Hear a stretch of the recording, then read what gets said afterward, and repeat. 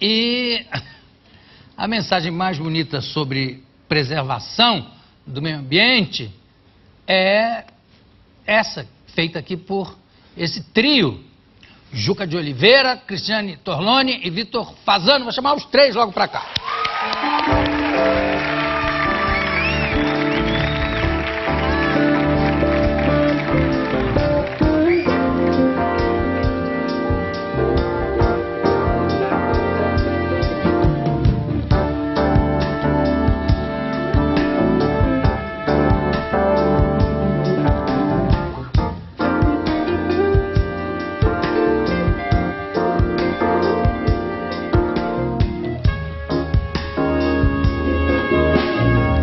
À vontade, vocês sentam onde vocês quiserem. A Cristiane mais perto de mim, evidente, junta mais. Óbvio, óbvio. Depois a gente troca, se for o caso. Vocês estão bem? Tudo bem? Tudo em paz? Tudo ótimo. O Juca, você que escreveu o texto a respeito escreveu esse manifesto, né? Exato. E Cristiane, quem foi que teve a primeira ideia disso? Juca de Oliveira, desde o Médio Maria. Tem uma história longa, né, Juca? Na verdade, esse movimento só existe por causa da Cristiane e por causa do Vitor, ambos ambientalistas, e que me deram a ideia e me estimularam a fazer isso. Porque o que aconteceu é que durante 2 vezes consecutivas, em 2003, na gravação da Médio Maria, de uma minissérie da Rede Globo, e 3 anos depois, em 2006, na gravação da Amazônia, de Chico Mendes de Galvez a Chico Mendes, a gente, quer dizer, eu, as 2 vezes, mas eles na última, nós pudemos constatar em loco, em contato com a floresta, o que significa a devastação da floresta amazônica. O que é a comovente destruição do mais rico ecossistema tropical do mundo. Patrimônio também, né? Patrimônio da humanidade, patrimônio do país, patrimônio do Estado brasileiro e, como diz o Vitor sempre, nós somos o povo da floresta. O grande problema, quando você assiste a devastação, o incêndio, nós viajamos durante 2 meses e meio de Guajará-Mirim até Abunã, que é praticamente na Bolívia, nós assistimos durante 2 meses o incêndio diário da Amazônia, tanto para ir quanto para voltar. O que é esse incêndio? Esse incêndio é uma tentativa de você preservar o solo para a colheita do ano seguinte, de capim para o gado ou soja para o replantio, e que na verdade significa uma tentativa de você avançar a chamada fronteira agrícola. Quer dizer, quando acabou de terminar esse capim seco, o incêndio continua a floresta dentro, corta-se a floresta, vende-se a madeira para os madeireiros, levam e se planta novamente sobre isso. E a fronteira vai avançando. Agora, o Vitor, o primeiro contato que a gente teve aqui em programa, eu te entrevistando, era a respeito da reserva. Você continua tendo aquela reserva de animais tropicais? Animais ameaçados de extinção. Pois é. Nessa época, quando a gente conversou, não se falou sobre a região amazônica, nem sobre a Amazônia especificamente, né? Agora, você já tinha esse interesse, obviamente, instalado na cabeça. Agora, Cristiane, você, quando é que você começou a se interessar pelo assunto? Olha, Ju, eu acho que na época das diretas, sabia? Porque eu acho que foi o primeiro momento da minha vida que, viajando dentro dos igarapés, o que nós fizemos do Oiapoque ao Chuí, né? Tendo um encontro direto com os brasileiros, que eu nem sabia que existia gente tão bonita e tão ingênua no Brasil. Então, eu acho que aonde me desperta isso, assim, especificamente, é o ter ido ao Amazonas e ter conhecido um pedaço da Amazônia. Agora, quando nós começamos a nos preparar para gravar o Amazônia propriamente dito, nós tivemos 3 dias de workshop preparatórios para a minissérie. E lá, sim, eu senti uma convocação, João, porque nós tivemos a oportunidade de ouvir aqueles chamados soldados da borracha, criaturas que são absolutamente, vamos dizer assim, hoje em dia não são reconhecidas como os pracinhas foram, que em vez de irem lutar lá junto dos aliados, ficaram lutando no Brasil nos seringais, tirando borracha. pessoas que não recebem pensão até hoje. Eu e Vitor tivemos com essas pessoas lá em Chapuri. E que lutaram tanto quanto os e que não são né? reconhecidos. Criaturas que têm hoje 90 e tantos anos, que mostram aqueles papeizinhos da sua convocação dizendo, olha, eu lutei, eu sou um soldado do Brasil. E ouvindo... Que as pessoas ou eram convocadas para ir para a guerra ou para ir para a Amazônia. Era a mesma coisa. Só que as pessoas... umas foram reconhecidas e outras não. Reconhecidas e outras não. Tem aí uma justiça a ser feita. Elas não têm nem direito a... Não, elas não têm nenhuma pensão. O governo não as considera soldados da pátria como eles realmente foram. Isso... E ouvindo, assim, depoimentos, assim, de... augustos acrianos, né, a própria Glória Pérez, a ministra Marina Silva, pessoas que lutaram tanto para serem brasileiros. Quer dizer, eu acho que tem uma convocação, por isso que eu falo das diretas, tem ali um povo que lutou para ser brasileiro. Não, a Marina Silva é um exemplo, eu acho, comovente em tudo, né, um exemplo de vida extraordinário. Agora, você falou uma coisa que eu acho que eu sinto igual, que é o seguinte, a gente conhece essas regiões brasileiras, aí não só a região amazônica, mas várias regiões como o Pantanal, a gente conhece, vendo pela televisão, parece que que se trata de outro país, de outras pessoas, né? de outro mundo, sabe? E você vê que são pessoas, primeiro, de uma pureza, não vamos confundir com ingenuidade, porque não tem nada de ingênuos, mas uma pureza que ainda não foi contaminada. Foram tocados então, ainda. Então acreditam, talvez com mais veemência, em algumas promessas do governo, como esse caso dos soldados da borracha, né? Que é evidente que tem os mesmos direitos adquiridos. Não, e esse movimento amazônico começou com esses povos, os povos da floresta. Pessoas que vivem da subsistência da floresta em pé. Uma vez que você retira a floresta, essas pessoas não terão mais meios de sobrevivência. E devido ao tamanho, eu acho que o planeta inteiro é povo dessa floresta, né? Claro. Se acaba essa floresta, imagina a bagunça. E as pessoas esquecem, Ju, que o Brasil era uma imensa floresta. O Brasil era 90% de seu território uma grande floresta. Floresta atlântica, floresta de cerrado, floresta de mata seca, floresta de mangue, floresta amazônica, floresta de montanha, araucárias, pinheiros no sul do país. E hoje a última floresta que nos resta é a floresta amazônica, porque todas as outras florestas nós já destruímos com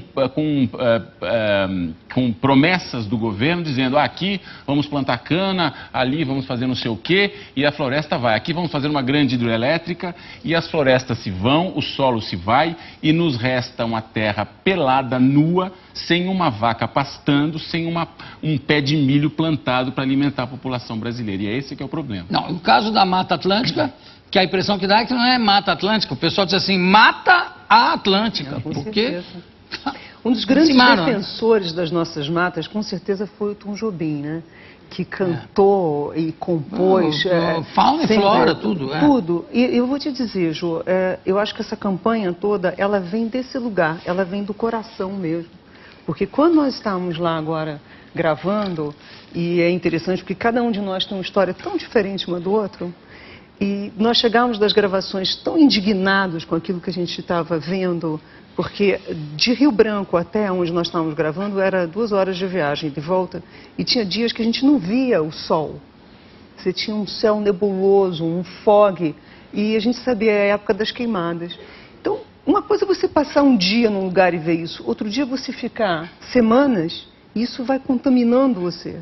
Quando nós fomos a Chapuri, foi uma emoção tão forte.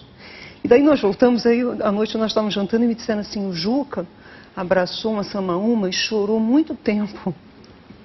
Não, porque só é o tal negócio.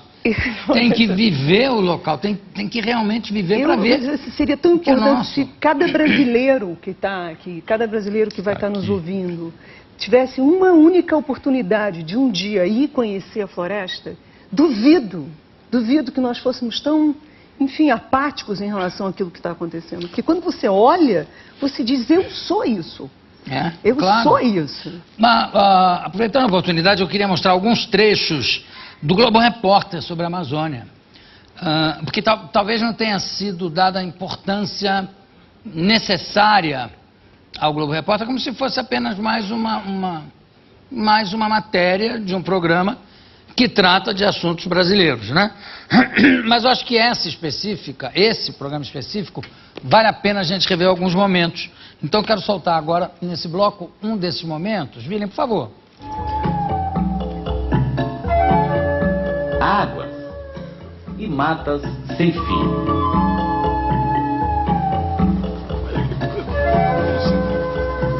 Mas esse enorme tapete verde que o mundo sempre cobiçou acaba de se revelar em imagens inéditas.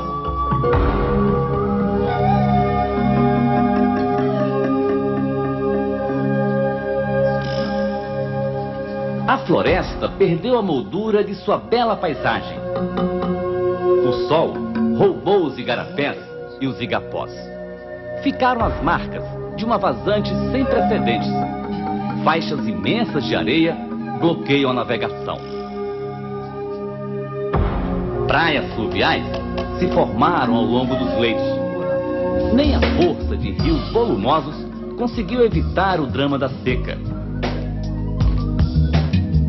Esse cenário de desolação fez o povo das águas conhecer o chão que se esconde sob os lagos. Isso é uma loucura, realmente. E se eu não me engano, a narração é do José Raimundo. E você vê, a impressão que se tem é que você está vendo um outro planeta, né? Na ocasião, quando terminaram, enfim, quando já estava pronta a Transamazônica, eu fui fazer um espetáculo em Manaus, a gente sobrevoou aquela área da Transamazônica, e o comandante falou, vocês podem ver aí a Transamazônica. Eu olhei a Transamazônica, era só uma clareira, porque a selva tinha comido o resto, quer dizer, mostrando o absurdo que era fazer aquela estrada, né? Então, não, mas tem pedaços que são trançados. Eu olhei, era uma clareira e o resto era floresta. Mas como é que se chega nessa estrada de paraquedas? Porque não tinha outra maneira, né? E as pessoas não têm consciência de que muito mais importante do que abrir um caminho ali é preservar aquilo tudo, né?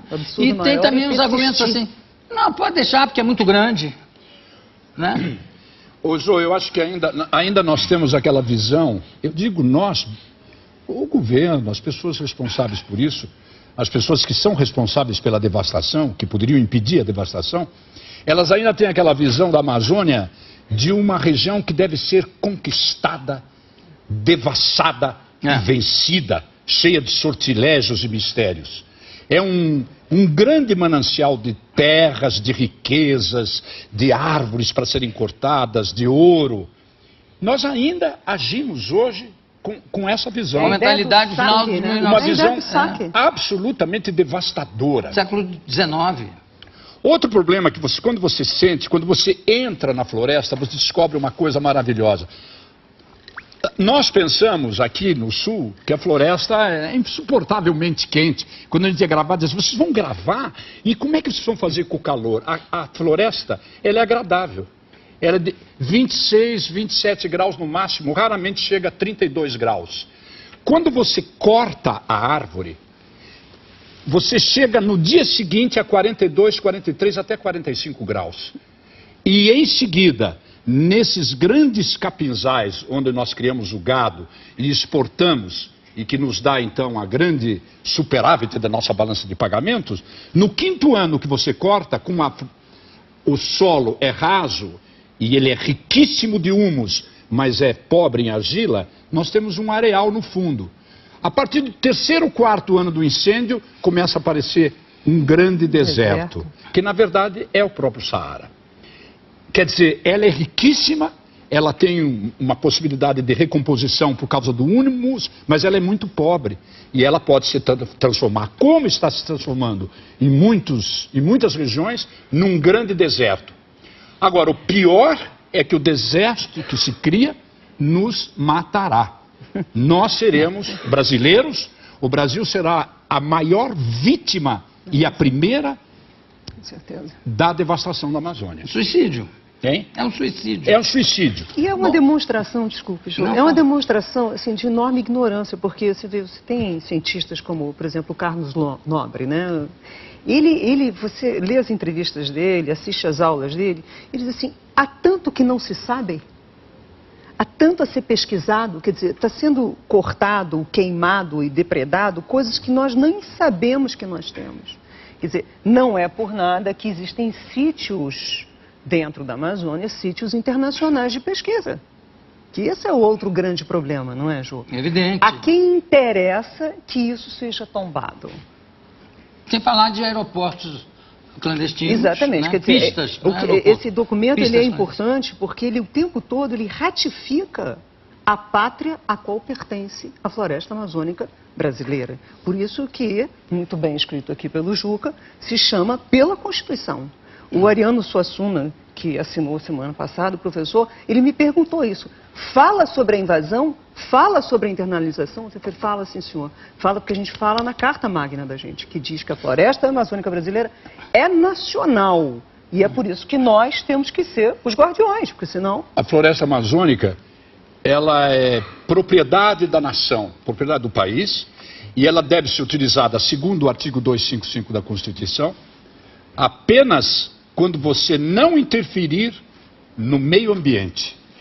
Você só poderá se utilizar da Amazônia se você resguardar, escrito textualmente na Constituição, resguardar a preservação do meio ambiente. Ora, como tudo que nós estamos fazendo está degradando o meio ambiente, porque nós somos o quarto emissor de gases de efeito estufa na atmosfera e poluidores do mundo, nós estamos degradando o meio ambiente. E, portanto, nós estamos infringindo o texto constitucional e é responsabilidade de cada brasileiro saber que ele é conivente com isto e que isso nos levará à morte. Então, nós precisamos impedir, através desse grande abaixo-assinado que nós estamos fazendo, levarmos esse abaixo-assinado ao Supremo Tribunal para que se proíba o corte definitivo de uma árvore da Amazônia. Bom, eu vou chamar a nossa vinheta, vou continuar aqui e falando exatamente sobre a Constituição e como várias vezes algumas cláusulas pétreas são desrespeitadas. E também vou aproveitar já para dizer que nós vamos mostrar um trecho desse manifesto que foi escrito pelo Juca e que agora é só um pouco longo, né? Queria cortar. Você cortou um pouco, depois de muito relutar. Cortamos com muita tristeza, porque eram 5 páginas de reclamação, mas, de indignação. O Juca conseguiu cortar para uma folha e ficou tristíssimo. Olha, não fica não. É de uma generosidade com o texto dele que é inacreditável. Eu dirigi agora As Favas com a Corrupção, que mostrou essa generosidade em cortar coisas assim depois de apenas uma pequena discussão de 1 hora, 1h30.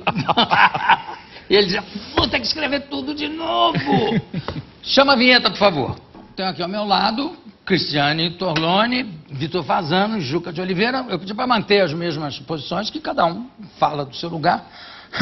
Inclusive se o Juca deixar, porque claro que o Juca tem uma tendência natural, graças a Deus, de se expressar muito bem. E eu estava falando, você estava falando da Constituição, eu sempre gosto de lembrar aqui no programa que certas alterações são feitas, ou pelo menos há tentativas de certas alterações feitas na surdina, como houve a tentativa e depois voltou a carga contra, a Cristiane estava me lembrando, o senador e bispo Crivella, né, querendo uma fatia da lei Rouanet. Mas eu acho muito difícil que isso aconteça, porque realmente é um absurdo. E também, como eu faço questão de dizer sempre que não haver censura no país é uma cláusula pétrea da Constituição em relação também às manifestações artísticas. Ficou claro, porque para não ficar só uma generalidade de se falar em liberdade de expressão, é explicitamente citado na Constituição essa proteção contra a censura. No entanto, falam com um nome, com um eufemismo, não é, de classificação indicativa, que é aquele negócio de você, minha filha pode casar com quem você quiser, desde que seja com Pedro. Então, E graças a Deus, o Juca esteve em Brasília, porque houve uma reunião onde vários intelectuais, atores, o Juca, que inclusive não pertence a nenhuma televisão, foi falar em nome dos artistas e da arte, de uma forma geral.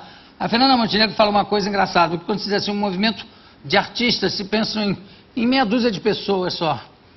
Não, isso atinge também construções, museus, tudo começa.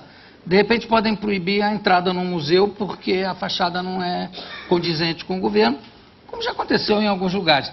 E eu aproveitei, quero pedir, já estou pedindo uma licença, sem ter pedido licença antes, a Marluce, que me mandou um e-mail do Juca explicando o perigo dessa classificação indicativa. E eu vou pedir licença a vocês para mostrar aqui. A qualidade da imagem não é muito boa, porque é uma imagem que me chegou por e-mail, mas eu acho interessante mostrar. Vamos, Vini. Por esta cartilha da classificação, praticamente tudo na literatura universal será proibido. Shakespeare, totalmente. Sófocles, totalmente. Eurípides, Ésquilo, totalmente. A maioria de mulher, porque se submetida a essa cartilha, praticamente nada pode ser feito. Nada, não se pode ter o triângulo amoroso. Uma obra. Há 36 situações dramáticas apenas. Todas elas estão condenadas aqui. E há apenas 36 utilizadas por Shakespeare. Nenhuma delas poderá ser utilizada no horário até 23 horas. Então é preciso que se atente muito bem para o que se está fazendo. Se aprovar, a sociedade brasileira ao concordar com a classificação coercitiva, não é a mutilação de algumas obras que seria desejável, é simplesmente a proibição delas, porque jogadas às 23 horas, elas serão excluídas da sociedade brasileira. Obrigado. Muito bem. Muito bem. Não, imagina botar a programação toda a partir das 11 horas da noite, o meu programa vai entrar no horário da Ana Maria Braga, porque vai empurrando. Não, o problema é que esse problema da classificação coercitiva, a grande gravidade desse problema é que o cidadão brasileiro, ele ficará proibido de assistir aquilo que ele quiser. E ele, primeiro que você tira o pátrio poder do pai. Não é o pai que determina aquilo que o seu filho deve ver, assistir, qual é o alimento espiritual que ele deve absorver. Não, é o Ministério da Justiça que vai dizer o que cada família vai assistir, o que e em que horas, a que horas. Isso é lamentável. No nosso movimento a gente pede justamente isso, que independente de filosofia política, independente do presidente que esteja no poder, do governador, do prefeito, independente de tudo isso, a Amazônia tem que ser preservada a qualquer custo, porque ela é soberana, ela é dos brasileiros e não de governo nenhum. Não se pode fazer plano de aceleração da economia ou qualquer plano mirabolante que se lance aos longos anos da minha vida, que eu percebi isso. Simplesmente, bom, é muito fácil um economista falar, não, vamos arrumar dinheiro para o Brasil, vamos cortar a floresta amazônica, em 5 anos nós temos um dinheirinho, e depois que se dane o Brasil e os outros políticos que aparecerem no poder é que tomarão as rédeas da situação. Nós não queremos isso, nós queremos que o povo brasileiro, todo mundo, todos nós protejamos a floresta amazônica porque ela é nossa, ela é brasileira e ela é do mundo. Nenhum governo tem o direito de tirar isso da gente. É porque a Constituição não é desse ou daquele governo. Não. E agem como se fosse. Não, aqui eu não gostei, vamos mexer um pouquinho, exatamente. Faz uma portaria e pronto. Ô, João, desculpe te interromper. Você não acha que, assim, a gente está lidando com um problema agora? Hoje estamos fazendo uma reflexão sobre a questão da democracia, 20 anos, né? Agora, de pleno exercício da democracia, e o desaparecimento suspeitíssimo de algumas cadeiras do ensino brasileiro. Por exemplo, a OSPB. O que era a Organização Social Política Brasileira? Era uma matéria chata pra caramba, que a gente tinha que decorar uma série de coisas, inclusive itens e artigos da nossa Constituição, mas que nos obrigava, primeiro, a gente se deparar com a questão do que é cidadania. O que é nação? O que é pátria? Quais são os meus direitos? Quais são os meus deveres? E quem são os políticos e o que é política? Hoje em dia, isso não existe. Não existe há quase 2 décadas. Então, assim, você percebe todo um segmento que a gente fala, os brasileiros, o povo, os jovens, e os nossos jovens que hoje têm entre 25 e, sei lá, e 20 anos, eles não têm ideia do que eles podem fazer. Você fala da Constituição, parece que a Constituição é uma carta morta. A Constituição rege o nosso cotidiano. O Código Penal, a gente não tem noção do que é isso.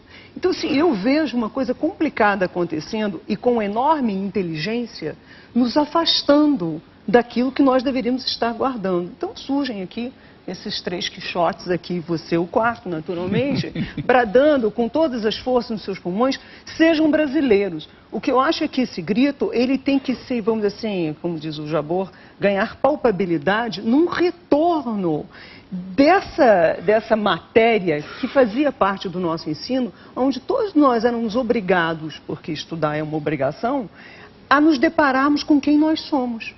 O eu, indivíduo nessa nação. Eu acho que senão nós vamos ficar sempre sempre vai ter que aparecer um Quixote, ou alguém, ou um artista para dizer, lembrem quem vocês são, vamos nos lembrar quem nós somos. E voltando à questão do Acre, você vê um povo que lutou para ser alguma coisa que nós esquecemos.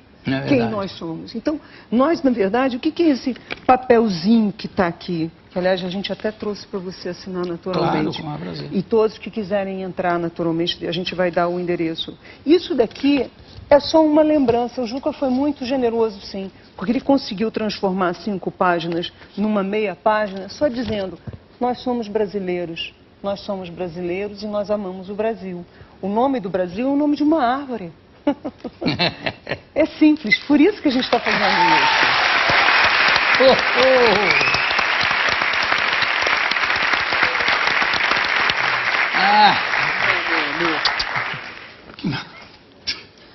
Bom, juntando aqui de novo a minha emoção, eu queria perguntar para o Vitor, quer dizer, você que tinha já uma... Bom, então eu não vou perguntar nada para você, então.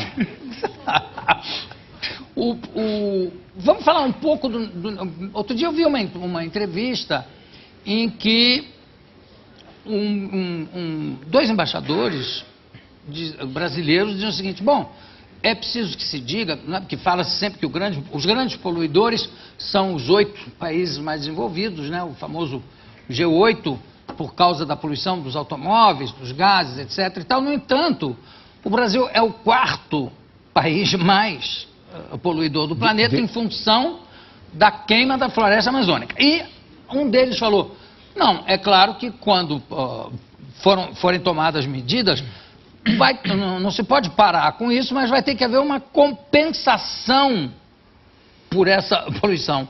Que tipo de compensação pode haver para a destruição de um dos pulmões do planeta? Como é que se compensa isso? É com transplante? Pega uma floresta na África e traz aqui? Como é que é isso? Não, o que é muito curioso nesse aspecto é que se diz o seguinte, que como as nações poderosas, nações industriais, elas poluíram a atmosfera, lançaram gases poluentes durante 150 anos, e nós não fizemos isso, nós então discutimos e arguimos agora o direito de nós queimarmos a nossa floresta por 150 anos.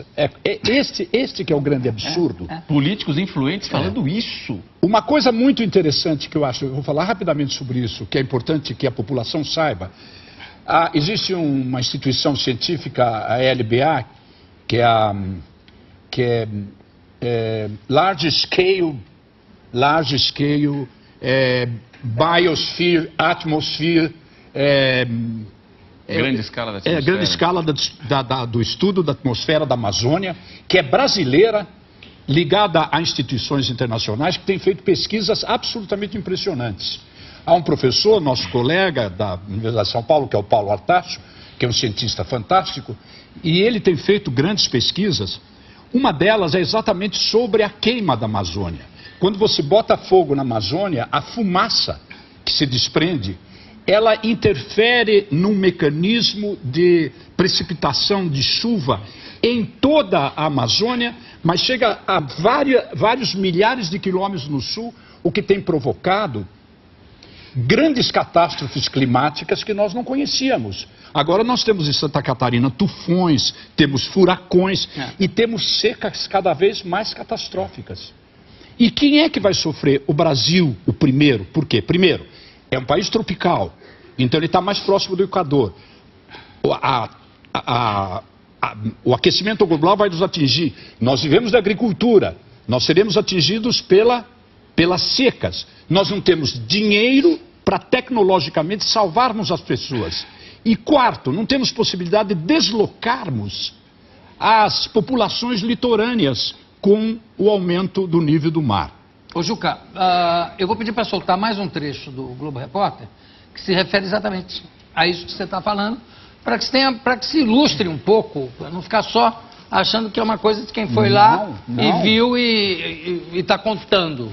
Está aqui, ó. Qual seria a explicação para a seca tão prolongada e níveis tão baixos nos rios? Os técnicos do INPA, Instituto Nacional de Pesquisas da Amazônia, tentam desvendar o mistério. Uma das causas, segundo os pesquisadores, pode estar ao norte do Atlântico. O aquecimento das águas do mar estaria evitando a formação de chuvas. A devastação da floresta também ajuda a alterar o clima, diz o geógrafo Arnaldo Carneiro, que estuda o comportamento das bacias hidrográficas. O problema está muito concentrado aqui na região do norte do Tocantins, na confluência Tocantins, Maranhão, estado do Pará. Os mapas de monitoramento do INPA mostram que os municípios das áreas citadas pelo pesquisador já destruíram 90% de suas matas. No futuro, essas regiões podem viver situações que o Nordeste brasileiro vive hoje? Com certeza. Que é falta de água, precarização de recursos hídricos de maneira geral, uma seca um pouquinho mais pronunciada. Pode vir a ser um problema recorrente na Amazônia. É impressionante. João, esses prognósticos, no fundo, são muito suaves, porque essa mudança toda, o que é a atmosfera? São reações químicas e físicas do meio ambiente como um todo. Então, nós não sabemos, não temos estudos suficientes para saber o que vai acontecer se o Rio Negro aquece mais ou se ele corre com menos volume de água. Ali para frente, alguma reação física ou química acontece, claro, que isso vai gerar um vento que não tinha, que esse vento gera não sei o quê. Uma seca prolongada na Amazônia, por exemplo, pode de repente incendiar a floresta inteira num determinado ano. Que pode ser o ano que vem, daqui a 10 anos, daqui a 200 anos, não se sabe, são todas reações físicas e químicas do meio ambiente. O planeta Terra foi criado assim, reações químicas e físicas que chegaram num equilíbrio, que nós não estamos mais nesse período, e que o clima ficou amável, suave, as temperaturas variavam pouco. Agora não. Agora as catástrofes serão mais intensas, o clima será mais imprevisível, os ventos, o nível do mar, a mortandade, tudo isso é imprevisível.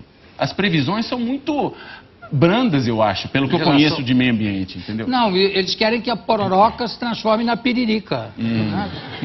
Não.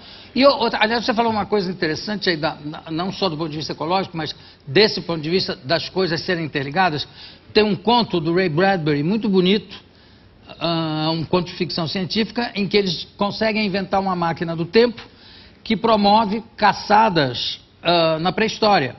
Só que os caçadores só são autorizados a matar bichos que já vão morrer. Então vai cair uma árvore que vai matar um dinossauro. Antes da árvore atingir o dinossauro, o caçador pode atingir pelo prazer de matar um bicho daquele tamanho. Que já é uma estupidez. Mas, enfim, respeitando o movimento ecológico da coisa, né? O ecossistema. E para evitar qualquer acidente, eles são levados numa esteira. Eles têm que andar numa esteira.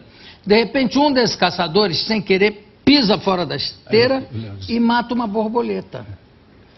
Aí ele fala, matei uma borboleta. Bom, mas uma borboleta também não deve ter grande influência. Quando eles voltam aos tempos atuais, o mundo mudou inteiramente. Era um mundo democrático passou a ser um mundo absolutamente fascista, onde a perseguição às pessoas, a morte de uma pequena borboleta alterou todo o ecossistema, tudo. Sumiram as árvores, sumiram as florestas, os rios secaram, tudo por causa de uma pequena borboleta. E olha, esse conto, eu acho um conto até profético do Ray Bradbury, é dos anos 50. E fica tudo parecendo que é uma coisa muito... Problemas, como você falou, problemas para outros governos, para outras pessoas. A gente pensa que no futuro... Vânia, que já profetizava. O Chekhov, ele foi um dos primeiros meioambientalistas, né, que visionariamente previa assim, toda uma questão... O Espírito da Floresta, é uma peça maravilhosa, em que ele já previa. Aliás, há um Espírito da Floresta. Esse Espírito da Floresta é a vingança daqueles que atacam a floresta.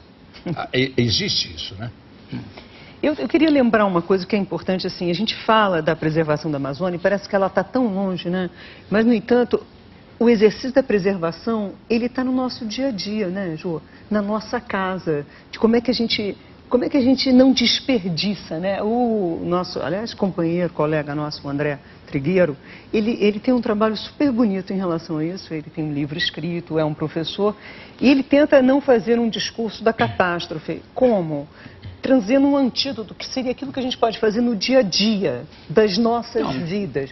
Preservar o nosso meio ambiente na nossa casa, porque é tão fácil você dizer, bom, então eu assino lá o papel e eu estou preservando lá longe a Amazônia. E na minha casa eu queimo, na minha casa eu vou pentear os meus cabelos na hora do banho, horas o condicionador e aquela água indo embora. Não, e o problema da reciclagem, que no Brasil não colou, não pegou. Mas é uma questão de educação, quer dizer, não custa nada ter 2 lixos dentro de casa e ensinar isso para os seus filhos, quer dizer, essa parte daquilo que cada um de nós pode fazer no seu dia a dia, quer dizer, você queima óleo na sua casa, você frita coisas, não vai jogar o óleo na pia, caramba, bota numa garrafinha de plástico, de água, isso daí vai ser reciclado, tem lugar lá no lixo que eles fazem isso, quer dizer, tem pequenas ações que cada um de nós... Você sabe qual é o percentual, desculpa, sem querer te interromper, já interrompendo, qual é o percentual de reciclagem que é usado no Brasil, por exemplo?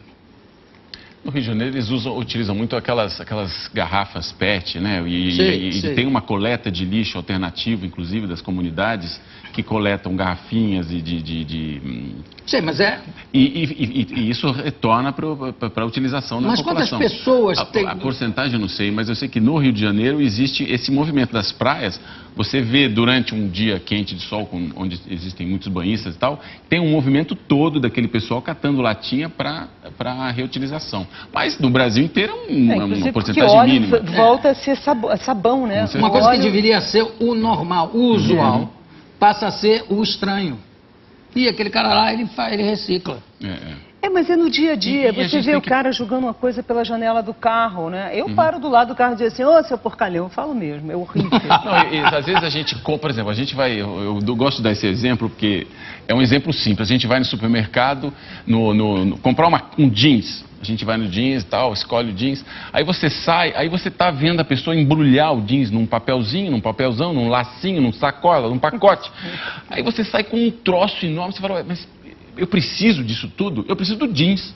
Eu sou mais maluco e falo, não, eu só quero isso aqui. A pessoa fala, mas um pacote, pensa que eu sou maluco, né? Mas não é no supermercado que você comprou esse jeans. Não, em qualquer lugar que você vá. Por exemplo, no supermercado também. Você leva da sua casa uma sacola que você vai utilizá-la sempre. Cada vez que você vai no supermercado, aquela produção de plástico. O plástico nunca mais sairá do meio ambiente. Então a gente tem que, nas nossas ações diárias, que são poucas, eu sei que todo mundo fazendo um pouquinho vai ajudar, não sei quanto, mas vai ajudar. Vai ajudar, inclusive, para a nossa consciência de saber que não pode ser assim. Estavam falando aqui do Tietê, né? Não, em ficção científica. Vamos supor, no futuro, os humanos vão estar olhando para nós e falando assim, puxa, aqueles humanoides primitivos, não muito primitivos, eles queimavam a floresta.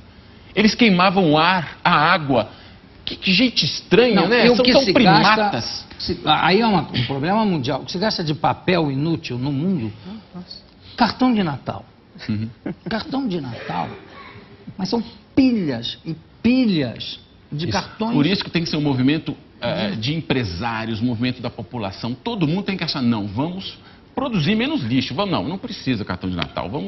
Eu te mando um beijo pro telefone, ou vamos, sei lá, vamos fazer um e-mail geral. Um e-mail geral. Né? Todo mundo pode fazer uma coisa, inclusive os países ricos, inclusive os empresários, inclusive as populações carentes, inclusive nós.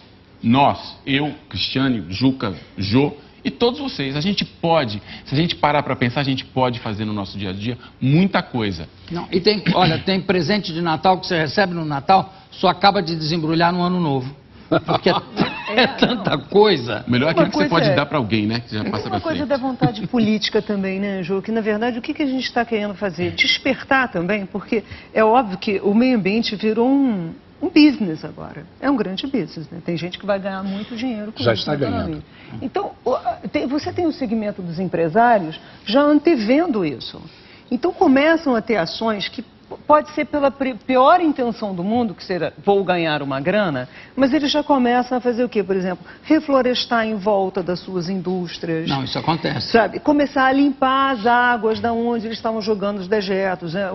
Esse ano teve um prêmio, né? O Jornal do Brasil deu um prêmio a vários segmentos empresariais e a alguns governos do Estado que estão já fazendo isso. Quer dizer, também a gente tem que acreditar que tem gente que tem vontade política. Não, evidente que sim. Não. Eu só vou pedir para a gente chamar a nossa vinheta e vamos continuar aqui com esse assunto e também de obras monumentais instaladas em lugares pouco adequados. Muito bem. Vamos lá.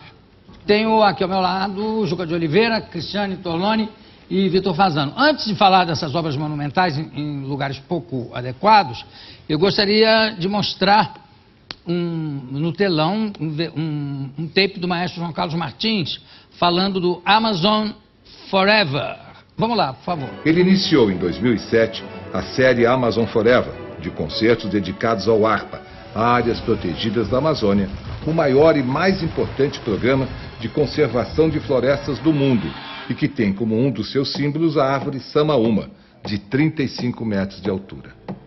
Este vídeo do ARPA foi exibido na recepção no Carnegie Hall, em Nova York, em 6 de janeiro de 2007, logo depois que ele se apresentou pela primeira vez como maestro no palco que já o tinha recebido 14 vezes como pianista.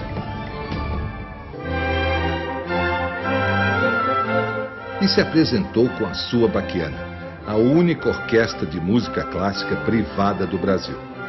A Orquestra Baquiana é o resultado de um sonho de 18 idealistas que querem levar música para quem não tem. E mais, ensinar e aperfeiçoar. Bonito. O logotipo do Amazon Forever foi criado pelo Milton Glaser, que, por acaso, é o autor também do logotipo do I Love New York, aquele do coraçãozinho. Vamos falar aquele negócio das obras monumentais instaladas em locais pouco adequados. Angra 1, ali no meio de Angra. Terra podre, né? Porque quando chove desliza, né? Além de ser um paraíso, a terra não é boa para aquilo, né? Aí ela você afunda, vai passar né? lá, dá um certo medo, não dá? Muito medo. Hein? E não funciona. A sorte é que não funciona principalmente direito. da loucura humana, né? Dá mais medo assim do que se pode, a que ponto se chega alguém para inventar uma história, como Angra dos Reis, um paraíso maravilhoso, alguém inventar uma usina atômica lá. Se bem que isso é até um pensamento meio retrógrado, porque hoje em dia parece que a usina atômica é mais segura do que as hidrelétricas. Sim, mas não é isso. Eu estou falando até de uma poluição visual. Lógico. Aonde? Não é? Aonde é colocada? O problema não é o que, é o aonde. Né? Exatamente. Não dá para esconder num outro lugar do que pegar em você. Mas essa que é a questão, né? Esse imediatismo, esse é que é o medo. Quer dizer, eu acho que determinadas obras, elas teriam que ter a conivência da população. O Brasil, ele tinha que ser arguído. Nós queremos ter este monumento nesse lugar, esse monumento no mau sentido. Quer dizer, a gente vai vendo as coisas serem feitas à nossa revelia e depois, por uma questão geracional, nós vamos ser cobrados, né, Jô? Essas hidrelétricas que estão fazendo agora no Rio Madeira e tudo mais, nós sabemos por outros exemplos que vimos no próprio país, que as hidrelétricas no futuro pode ser que não sirvam para nada, porque com a quantidade de água nos rios diminuindo, vamos supor que você demore 20 anos para construir uma hidrelétrica no Rio Madeira. 3, 4 hidrelétricas de madeira.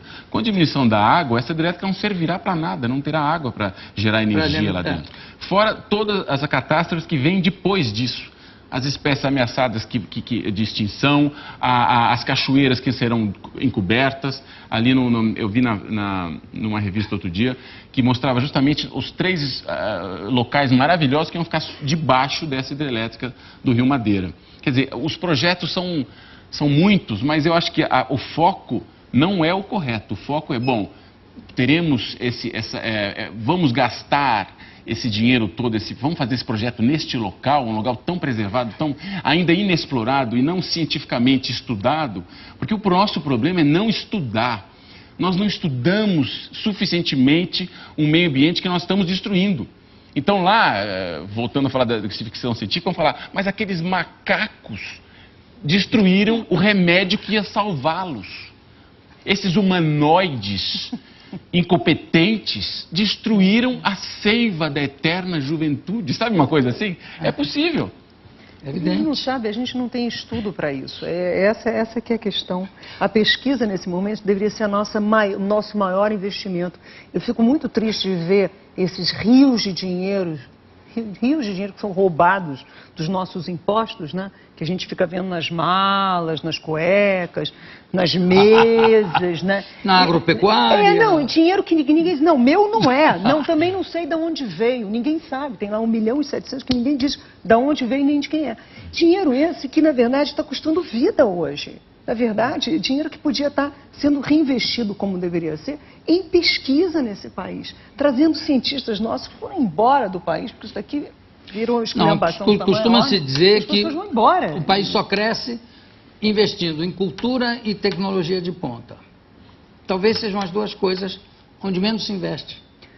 Não, pelo contrário, vai se evadindo o dinheiro. Quer dizer, em vez das pessoas terem orgulho de dizer, agora, como estava se falando do professor Attar, as pessoas que ajudam a nação são quase desconhecidos, mas estão aí dedicando o MST que foi lá, entrou naquela pesquisa do tamanho do monte, se perdeu 20 anos de pesquisa. Jô Soares, 20 anos foram destruídos. As pessoas aparecem na televisão rindo de ter destruído 20 anos de pesquisa. O que é isso? Agora, eu queria te perguntar o seguinte, né? Quando vocês estiveram lá, qual é a opinião, porque eu em 18 anos de programa, já entrevistei aqui alguns políticos que diziam que na região amazônica, o jacaré é o inimigo e a motosserra é a companheira. Bom, né? Sabemos que é a frase, inclusive. Lá na região, você chegava a ouvir alguma defesa da loucura? Não, sempre a favor Sempre que nós estivermos em contato com a população local, quer em Rondônia, quando nós fizemos a Média Maria, quer agora, nós sempre tivemos o apoio absoluto da população em relação à preservação do meio ambiente. E a política local? O político é um ser muito estranho em qualquer lugar. Do Brasil, principalmente. Do mundo. Ele é muito vago e ele tem interesses assim muito estranhos em relação ao seu próprio habitat. Então, é muito difícil você ver exatamente aquilo que se pretende. O bom é a população, é o homem do povo, o homem simples, o homem que está trabalhando, por exemplo, nos ajudando como figurante, um homem simples. Este tem uma consciência absoluta do que ele está fazendo em relação à sua terra, em relação à sua Amazônia. O Vitor falou uma coisa muito interessante aqui sobre que talvez quando nós formos fazer a hidrelétrica do Rio Madeira, não haja suficientemente água. E as pessoas falam sobre a diminuição da água, mas parece um pouco vago para quem não está sentindo. Eu vou dar uma experiência terrível para mim, assustadora, uma coisa que me chocou muito agora. Eu moro há 34 anos numa fazenda. E lá eu faço há 34 anos preservação ambiental. E há 34 anos eu planto, eu refloresto. Teoricamente, eu deveria, sempre que eu plantasse, eu deveria ter um aumento da água das minhas minas. Agora, há 5 meses atrás, o Manolo, que é um especialista um espanhol especialista em minas, foi fazer a limpeza das minhas minas, e ele está comigo há 34 anos fazendo esse serviço, não para mim, na região, e disse uma coisa: olha, eu vou dar uma notícia terrível. Em 2 anos, a sua água diminuiu 30%. 30% diminuiu a água da minha fazenda, o córrego, a dimensão do córrego. Em 2 anos, 30%. Pense, por quê? Porque em virtude das secas, em virtude do incêndio da Amazônia, nós estamos recebendo no sul cada vez menos chuva, menos chuva, menos chuva.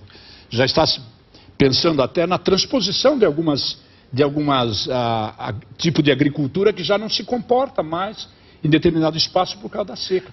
Olha que absurdo! Então, a gente que sente isso, você vê que nós estamos no limite de um perigo enorme, Ju, enorme. Inclusive, na Amazônia, uma coisa importantíssima que a gente presenciou no dia a dia, porque a gente ficava todo dia indo para o barco, o rio, a bacia amazônica perde por dia na vazão, quando o rio está descendo, 10 centímetros. É impressionante você imaginar o norte do Brasil inteiro, aquela região imensa, perder isso de água numa esponja. Imagine uma esponja perdendo esse troço aqui, tanto assim de água numa região como é toda a floresta amazônica. E cada vez mais rápido, porque as árvores funcionam como elas seguram a umidade na terra. À medida que você vai tirando as árvores, a terra é lavada, os rios vão embora, erosão, e cada vez menos se segura a umidade no meio ambiente e cada vez mais a seca se alastra. Não, e as pessoas não têm consciência que isso é lá, mas é aqui, quer dizer, atinge, aqui. É um corpo só, é aquela coisa da borboleta. Nós vamos sofrer aqui, mais do que qualquer outro país do mundo. Os Estados Unidos estão fazendo experiências fantásticas sobre biotecnologia e sobre genética nas plantas, para plantar soja, milho, com sementes que resistam à seca. Nós não temos dinheiro para fazer isso. Nós vamos não ter o que comer. A gente não faz nem seres humanos que resistam à seca. Tem gente que morre no Brasil pela seca. A hora que levantar o nível do mar 60 centímetros, coisa que poderá acontecer daqui a pouco, como é que nós vamos deslocar populações, uma população inteira, a população do Rio de Janeiro? Como deslocar uma população? Já se está pensando nisso e já se está provendo a mudança de populações litorâneas nos Estados Unidos. Nós nem sonhamos com isso ainda. Fora que ainda dá tempo, né, Ju? Porque se você pensa que se nós já temos 165 mil quilômetros quadrados já desflorestados, como diz a nossa querida ministra, a gente não precisa derrubar uma única árvore para começar a replantar. Ou para plantar tudo que se quer plantar. O que é terrível é você viajar e você não vê nada plantado. Você vê uma terra destruída e você diz, mas por que não começa a plantar aqui em vez de continuar cortando? Quer dizer, é possível reverter, porque também se você recebe um choque e diz, não há nada a ser feito. Não, claro que crianças, há muito a ser feito. Agora, muito a ser feito. Olha só, eu não sei se ainda temos algum trecho do Globo Repórter para mostrar. Então eu queria, antes de mostrar, depois eu quero mostrar o site, quero mostrar também, ver um trecho do manifesto, aliás, que agora o manifesto virou um trecho, realmente, e queria saber se vocês não trouxeram um colantezinho desse para mim, não, né? Querido, não, mas não, você não pode tirar de você. Mas, meu querido, isso daqui é como o amor, a gente vai passando, contaminando o coração das pessoas. Obrigadíssimo mesmo. Solta, Willem! Pelas contas dos ambientalistas, a Amazônia já perdeu 17% de sua cobertura florestal. Nos últimos 20 anos, 700 mil quilômetros quadrados foram devastados. Uma área quase do tamanho da Alemanha. E quanto mais se destrói, mais longos serão os períodos de seca. É que a mata tem o poder de multiplicar a chuva. A água cai sob forma de chuva, a planta retira, joga de novo na atmosfera. Essa mesma água vai formar nuvens que vão condensar e vão chover de novo adiante. Quer dizer, esse poder de multiplicar a chuva, só a floresta tem? Só a floresta. A floresta funciona como uma bomba de sucção. Uma bomba de água. Tira água do solo fazer retornar para a atmosfera. E depois ir para cair de novo, para cair de novo, para cair. Você sabe que isso é o que está acontecendo aqui foi o que destruiu o Império Maia, porque eles, para fazerem construções, eles tinham que usar uma cal que era feita da floresta queimada. Eles queimavam dia e noite, os fornos ficavam queimando a madeira com aquele carvão, a massa que faziam para fazer os grandes prédios do Império Maia. Só que, com isso, eles foram devastando a floresta, porque aquilo era no meio de uma floresta. A cidade foi crescendo e cada vez mais, como era dia e noite, cada vez eles precisavam de mais, eles acabaram com uma área de floresta, mas assim, inacreditável, imensa. Aquilo ficou um deserto. E aí eles não tinham mais onde plantar, nem o que comer, nem o que beber. E foi o que liquidou o Império Maia. Ah, mas isso levou 100 anos. Tá, que levasse 200. É muito pouco, né? E o final de outras civilizações também foi dessa forma. Outras, não só a Maia. É incrível, claro. Nós que a gente já fala sabemos da floresta, disso. né? Mas a gente não fala de tudo que está dentro dela, de tudo que está vivo ali dentro, né? Todos os bioorganismos, tudo que respira, tudo das borboletas que você está falando, tudo que está ali dentro. Inclusive é bacana o nosso manifesto, que a gente fala das árvores, das nossas árvores, né? Como monumentos de nossa cultura e história. Isso que a Cristiane falou, que me comoveu muito, foi quando ela lembrou que o nome desse país é o nome de uma árvore. Né? É mesmo. Vamos ver o site. Só deixa eu dizer uma coisinha. Essa destruição dessa biodiversidade, das espécies e tudo, e da riqueza e da Amazônia, o que nós estamos fazendo? Como se nós fôssemos garimpeiros, nós estaríamos preservando o barro, a argila, e jogando fora os brilhantes. Ou os brilhantes. É isso que nós estamos fazendo. Vamos ver o site, por favor. Carta aberta de artistas brasileiros. Quando você entra, você aperta o clique aqui para assinar e aí em seguida entra um cadastro. Se você clicar no manifesto que está no campo à esquerda, hoje já estão 520 mil, né? Aí você começa a ter o download. Já tem quantas? 520 mil. Chegando a 1 milhão, vocês vão levar ao presidente da República. Nós vamos levar num grande apelo, né? Vamos ver se a gente... Essas são as comunidades. Atinge esse número rapidamente. Agora, o bacana é como atinge esse número, né, também, Jô? Como a gente está fazendo, costurando esse nosso movimento com todas as representações da sociedade civil brasileira, com todos os movimentos da sociedade civil brasileira. Já estivemos com os representantes das tribos no Xingu, com outras tribos na Amazônia, estivemos aqui com empresários, estivemos com a Academia Brasileira de Letras, estivemos com a Organização da Imprensa Brasileira. O segmento do GLS que entrou, segmento que foi super GLS, bonito. o momento dos negros. A gente está fazendo um caminho bonito, que a gente quer que o brasileiro perceba que isso é nosso, que a gente tem que defender. Nós queremos um futuro bacana para o Brasil. Nós queremos plantar, nós queremos, se for biodiesel, até biodiesel, mas não na floresta amazônica, a nossa última grande floresta e a última grande floresta tropical da Terra. Bom, para terminar, eu vou pedir para Cristiane ler o manifesto. E o óculos? Não. Juca, você está com óculos. Pronto, Leia. então o próprio... Aquela que trouxe tudo menos o óculos. Que bonito. Carta aberta de artistas brasileiros sobre a devastação da Amazônia. Acabamos de comemorar o menor desmatamento da floresta amazônica dos últimos 3 anos. 17 mil quilômetros quadrados. É quase a metade da Holanda. Da área total já desmatamos 16%, o equivalente a 2 vezes a Alemanha e 3 estados de São Paulo. Não há motivo para comemorações. A Amazônia não é o pulmão do mundo, mas presta serviços ambientais importantíssimos ao Brasil e ao planeta. Essa vastidão verde que se estende por mais de 5 milhões de quilômetros quadrados é um lençol térmico engendrado pela natureza para que os raios solares não atinjam o solo, propiciando a vida da mais exuberante floresta da Terra e auxiliando na regulação da temperatura do planeta.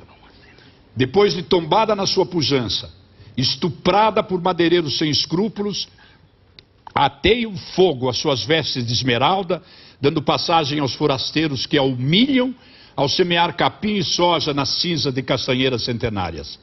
Apesar do extraordinário esforço de implantarmos unidades de conservação como alternativas de desenvolvimento sustentável, a devastação continua.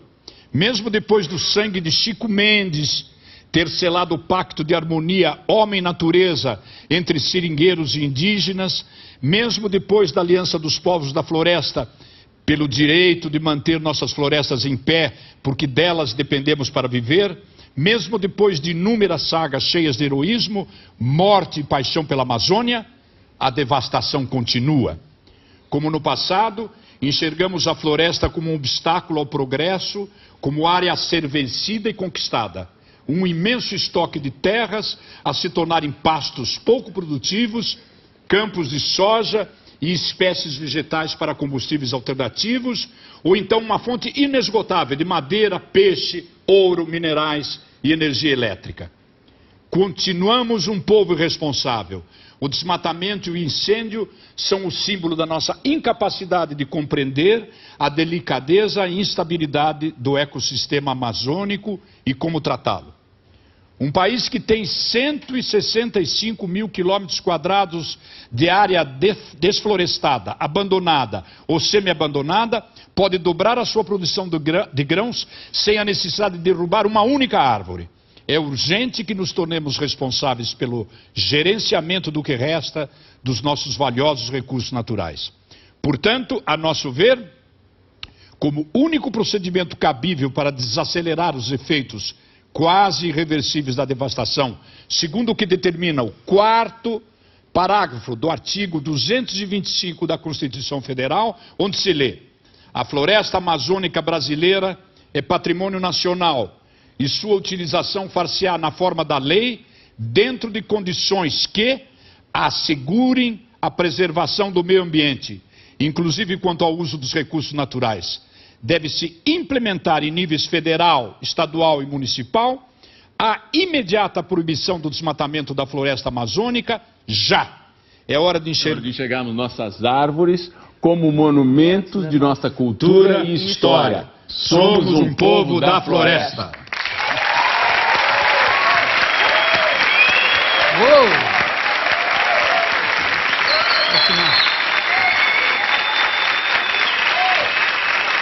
Priscila.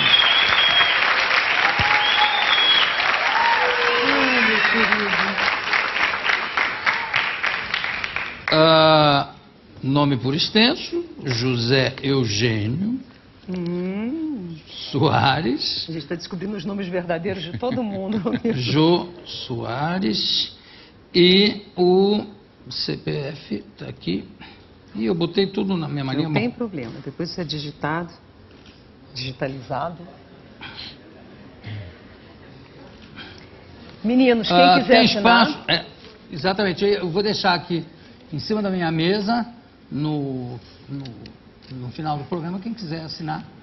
Ou pelo www.amazoniaparasempre.com.br. Talvez seja mais fácil, porque senão já viu 300 pessoas aqui. Entrem, a papel convençam todos a fazer isso. Empresta a prancheta.